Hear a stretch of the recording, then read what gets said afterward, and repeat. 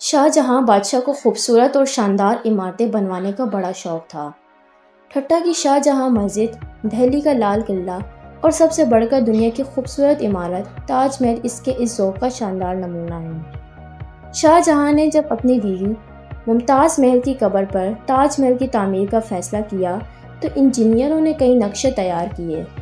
کہتے ہیں کہ خود بادشاہ نے خواب میں ایک مقبرہ دیکھا تھا جو اسے بہت پسند آیا تھا۔ اتفاق سے ایک انجینئر کا نقشہ ٹھیک اس کے مطابق نکلا۔ یہی جب بن گیا تو تاج محل کہلایا۔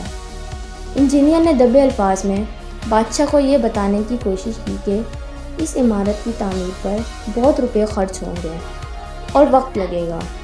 اسے ڈر تھا کہ کہیں بادشاہ اکتا کر اور حد سے گھبرا کر عمارت ادھوری نہ چھوڑوا دے۔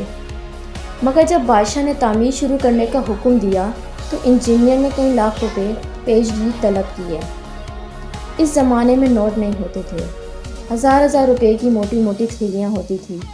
بادشاہ نے انجینئر کو خزانے سے یہ تھیلیاں دلوا دیں۔ اگلے روز انجینئر نے وہ تھیلیاں ایک کشتی میں ڈلوائیں اور دریائے جمنا میں اس جگہ جہاں آج تاج محل کھڑا ہے پہنچ کر بہت سی تھیلیاں پانی میں پھینکوا دیں۔ اگلی صبح بھی اس نے یہی کیا۔ یہ بات بادشاہ تک پہنچ گئی، جس سے سن کر وہ سخت ناراض ہوا اور اس نے انجینئر کو طلب کر لیا۔ بادشاہ سخت غصے میں تھا۔ اس نے انجینئر سے آتے ہی پوچھا، تم نے وہ روپوں کی تھیلیاں پانی میں کیوں پھینکوائیں؟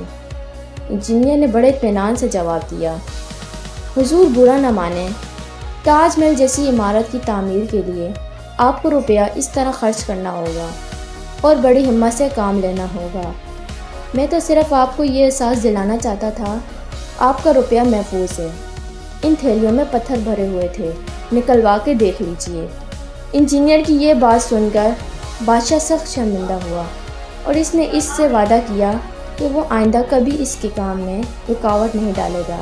آخرکار انجینئر کی محنت اور بادشاہ کے حوصلے سے دنیا کی یہ شاندار اور حسین عمارت مکمل ہو گئی۔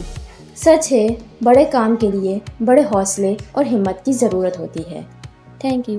اگر آپ کو ہماری یہ کہانی پسند آئی تو ہمارے اس چینل کو لائک، شیئر اور سبسکرائب کیجیے اور ساتھ میں بیل آئیکن کو بھی پریس کیجیے تاکہ ہماری ہر نئی آنے والی کہانی سب سے پہلے آپ تک پہنچ سکے۔